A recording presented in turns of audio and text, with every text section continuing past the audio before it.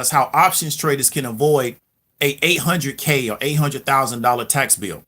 Now, really quickly, let me give you a disclaimer. I'm not a tax professional. This is not tax advice. If you have any questions about taxes, you really want to get something from an expert level, you need to reach out to a CPA. You need to reach out to somebody that's a tax professional who has a background in that particular area. They've been licensed and they can give you expert information. What I'm going to give you right now is my opinion and my perspective of this particular situation. There was an article that I read, I want to say maybe 2 or 3 days ago, about a guy who was a trader, and I believe he was day trading, and he made between like 10 and 40 trades a day over the course of like a tax year. And at the end of the year, he owed around $800,000, but I think his salary for his job was around $40,000. And they were saying that one of the reasons why he did this is because he made a lot of short-term trades in and out in a very short amount of time, where he had to deal with a lot of capital gains issues. I don't necessarily think that the article is 100% accurate, because the amount of trading that he would have been doing per day, plus him working full time, I don't know when this guy went to sleep, but that kind of was the article. And what we're going to talk about is some solutions to this problem, what I think the larger context of these type of articles are, and what I kind of want you to kind of understand what's going on in your environment when you see these type of articles. So let's go ahead and get into the solutions, right? The first thing you need to do is as a trader, I want you to encourage you to see yourself as a business. And what I mean by that is that you have to see yourself as operating a trading business. And then once you understand that, so you're seeing yourself as operating a trading business, then you need to try to figure out how to build some type of business structure around that. So let's say hypothetically, you go get you an LLC. So then you go get an LLC, and then you go get a tax advisor or a CPA, and you ask them, based on the fact that I'm operating a trading business now, for the IRS to see you as having being what we call a professional trader, you got to make so many trades per day over a certain amount of time. That's not the same thing as having a business and you're trading within that business, right? So you want to go to a CPA and have them give you some education and some advisement on how can I limit my tax liability, because I'm in and out of short-term trades, and I want to make sure that capital gains doesn't really hit me over the head. And I also want to be able to write off my losses, right? And that CPA can really give you an education if they understand how to trade. So what you want to do is reach out to a CPA and ask them, have you ever dealt with any traders? Because you got to understand that this is not the common occupation. And you want to make sure that either they understand it or they're willing to go educate themselves on this particular space, so they can kind of show you how to limit your tax liability as a trader. And then you need to kind of let that CPA guide you on how you need to operate and how you need to structure your business, right? So you don't get hit with a lot of taxes at the end of the year, because you're in and out of a lot of short-term trades, operating either as a day trader or even as an options trader or a futures trader, right? Because you're not going to sit in trades and sit in them for a long period of time, the way you don't have to worry about the capital gains implication. And then also you can write off your losses. But they put these kind of articles out for one very specific reason. So we talked about the solution to that particular problem is they really want to scare you back into mediocrity. Because this is what I want people to understand. A lot of times people worry about the downside of something that can be beneficial to them before they even do it. So what they want to do is get you to be fearful of making money before you ever make the money, so then you never go and make the money. Because if you make the money, and I tell people this all the time, don't worry about taxes. Don't worry about it. Worry about making money. Don't worry about taxes. Worry about making money. Because if you make money, you can always go hire someone to fix your tax issue. Now, I'm not a tax professional. This is not legal advice. But I don't think you should worry about paying taxes. I think you should worry about making money, right? Because if you make enough money, you can always find a professional that's good enough to deal with whatever tax issue you have, okay? So, but what they do is they tell, common work, and I wouldn't say common people, but they tell, the average person in American society that there's such a downside to making money called tax obligation or tax liability, that you should be so scared of it, you should never go try to make a lot of money. But I'm here to tell you, if you make a lot of money, you can always go hire a professional to fix whatever problem you got, right? Because that's what they do.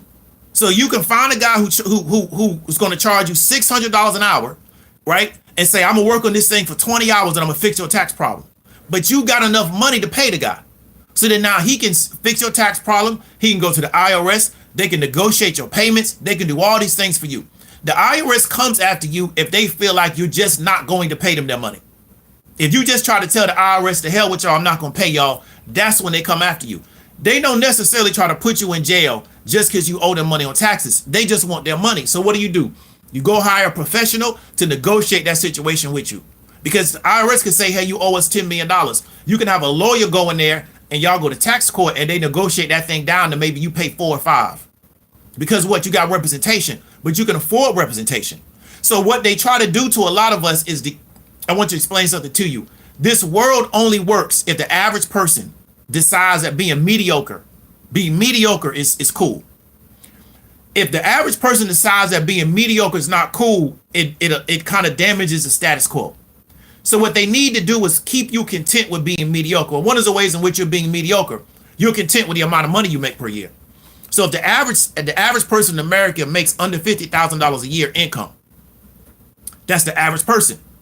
So then, but if everybody in America says, you know what, making under a 50,000 or under is unacceptable to me, it totally destroys the status quo. They got to figure out now how they're going to operate this society.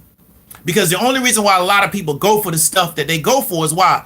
Because they've accepted that this is just normality to them. You understand what I'm trying to tell you? Something that you got to understand is that most people, where they're operating at is their standard of living. So whatever they're going through in life is their standard of living. Why? Because if they didn't like it, they would do something about it. So the average American that's making $50,000 or less per year has decided that is acceptable to their standard of living. Why? Because if it wasn't, they would go do something about it. So the fact that people go year after year after year after year making the same amount of money and not trying to do anything about it means that is acceptable to them. So this is how they set this society up. So anything that's going to kind of skew that, good or bad, is something that is unacceptable to the people that are dominated and governing this society. So then they put these pieces out about, oh, well, because a lot of people is trading right now, right? And this is something that, we talked about. This used to be a space for elites. And because of technology and because of the particular time period that we're in, a lot of people are in this space. Well, what do we got to do? We got to scare people out of this space. We need them going back to what we always had them on because we're not ready to have everybody move in this direction. This game is based on the people that control society. You move when they say move. If you move before they're ready for you to move, they don't like that. So we got to get everybody back where we had them. And they're not done with us on the jobs. See, we all know that automation is coming, but they're not done with us yet. So when they want to get us off the job, when it's time for them to get us off the job, when they're ready for it, they don't want us not on the job when we're ready. So we talk about the NFL player. The NFL wants to cut the player when they're ready. They don't want the player to leave when he's ready to leave. So that's why when you get these young guys and they say, you know what, I've had 3 concussions already, I quit. They act like it's the worst thing in the world because he decided when he was going to quit, not the NFL. So this is how power works. Power wants to be done with you when they done with you. When you decide you're done with it, they don't like that. Why? Because they're not necessarily prepared for that. And now you're creating a narrative that, well, I can eliminate this relationship when I decide to. So the only way we keep everybody on board is to make them think mediocrity is all right. And to make them think that, you know what, accepting certain things is normal because why? Everybody around me does it. So if you make $50,000 a year or less in the United States of America, the majority of people that you know make the same amount of money or less. So that's normal to you. So then everything that you're going through is normal to you because why? Everybody else that you know is going through the same type of stuff. Then we put out these scare pieces like, well, this trader got an $800,000 tax bill. So you should be scared of trading. I'm here to tell you, make the money, worry about the tax bill later. Because if you got the money, you can always go find somebody to fix your tax issue, right? You can always do that. There was a rapper, I was watching an interview. He said that when he was really rapping, he was getting in a lot of trouble with the law.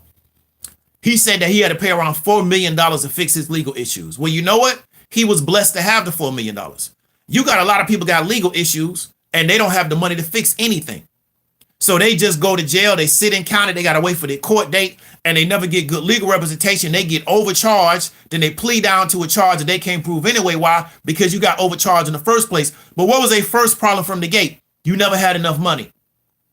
So the fact that we won't deal with this income issue in America, and then every time people try to go in the area and get some income, even if it's 100% legit, they're going to always try to find a reason to convince people that this is dangerous and you shouldn't be over here. Why? Because it destroys the status quo, right? So that's the thing. Exactly. That hit piece that they talked about, the kid committing suicide. But let me explain something to you. No disrespect. People commit suicide every day. So you can't get me to believe that he committed suicide because of he was trading on Robinhood. Because people commit suicide every day, right? And even if he committed suicide because something financially triggered him, I want you to understand something. You come into the market with your problems. The market don't create problems in you. So if that kid unfortunately had a lot of psychological issues that never got dealt with and never got managed, he walked into the market with those issues. Now what the market will do is it will expose every issue that you got. The market is very efficient at that. So why a lot of people are not successful in the market is because they can't hide here. So as soon as you go into the market, all your psychological issues eventually always get brought to the forefront. So a lot of people find places in the world where they can hide. I can hide in religion. I can hide in relationships. I can hide in sex. I can hide in taking a lot of drugs. I can hide in trying to make people think I'm some type of thug or gangster. When you get into the market, who you really are is going to get brought to the forefront. The market is very efficient at doing that because that's how the market manipulates you. So the problem is that if you have psychological issues, you bring them into the market brings them to the forefront. And because you never learn how to manage those psychological issues, they now work against you, right? But that's not a fault of the market. It's the problem is that young man never dealt with his psychological issues, right? So that's the problem. But like I said, they create these pieces to do what? To scare you, because this world don't work if the average person doesn't accept mediocrity, not only inside the United States, but all over the world. If I really sat down and explained to you how this world really works, it'll blow your mind how they need the average person to stay average and to be content with being average to keep the wheels of this world turning, right? And that's what a lot of people don't understand. This world does not work if everybody decides, you know what, I'm going to achieve at a high level. Why? Because there's not enough positions in the world for high level people. This United States only needs so many cardiologists, only needs so many brain surgeons. It only needs so many CEOs. It only needs so many people at a very, very high level in these particular positions in our society. So it don't matter how many people, right, achieve to get to that level. It don't have enough positions. That's why you got to go make your own position. But because they got a lot of positions at the middle and at the bottom, they need those positions filled. So what are they going to do? They're going to always try to convince you that that's the position that you need to be in. And once you try to get out of that position, they got a million reasons why it's not going to work. Why? Because they need those positions filled. There's a lot of positions in this society for somebody making between $30,000 and $50,000 a year. We got thousands of those positions. And you're supposed to believe that those positions are so valuable that you're going to do 100 interviews. You're going to send out 1,000 resumes. You're going to do this, that, and the third. You're going to move to other parts of the country just to get that $30,000 to $50,000 a year job. Why? Because we got to get those positions filled to keep the society going. What I'm trying to get you to understand is that your time and your relationships with your people is so valuable that you don't need to fill those positions. They'll find somebody to do it if they got to let some Mexicans into the country. And when they get done letting enough Mexicans in the country, they're going to find another group to let into the country. Why? Because they got to get those positions filled. Because the reason why I'm in this country right now today is because they had some positions that had to get filled a few hundred years ago. And so they brought my people into this country. This is never going to stop. It's never going to stop. This is how they built this society. So the only way to get to exempt yourself from it is don't participate in it. But when they think that there's a tidal wave of people not participating in it, they're going to create a lot of pieces media-wise around why being over here is the worst thing for you, and you need to get back into the position that we've assigned for you. And I want you to really understand that. So if you're a trader, you're worrying about a tax bill, right? First thing, get you a tax professional and form a business around your trading. Third thing, just gonna make you a whole lot of money. Because if you have a tax issue, you're going to need the best tax person in your city to handle the issue. You can't do that if you don't have money. So just go make a whole bunch of money and start worrying about what's going to happen if you make a lot of money. Just go make a lot of money and let the professionals around you who you're paying fix that. And I'm not saying go make a lot of money, go kill somebody. What I'm saying is about these business issues a lot of times can be solved through the courts by people that are professional, that understand how to walk you through these situations but they going to demand money for their expertise, which is why you need to be concerned with going to make you some money. You understand what I'm trying to tell you? Don't ever let somebody tell you that making money is a bad thing if you're not doing something illegal to make the money. I'm here to tell you, don't ever buy that from them. I don't care what they try to convince you, because they solve their problems with money and networking and relationships with people that want to make money with them. And then they try to turn around and tell you that making money is a bad thing. It's the most ridiculous thing I heard in my life. Okay. So I want to reach out to you because I got to get on down the road. This is David W. Williams. If you know somebody that wants to try to figure out how to get away from this income instability, they tired of being locked into this $35,000 to $50,000 a year income. They tired of having somebody tell them at the top of the year, you're going to make $40,000 this year. And regardless of how much you work at the end of the year, you're still going to be looking at $40,000. And you want to develop a skill set that's going to allow you to make money. And you're not going to be assigned a position of mediocrity in society. Reach out to me about the highest paid part-time job in the world options training course. If you know somebody can get value from it, share it out. This is David W. Williams, and I'll talk to you later.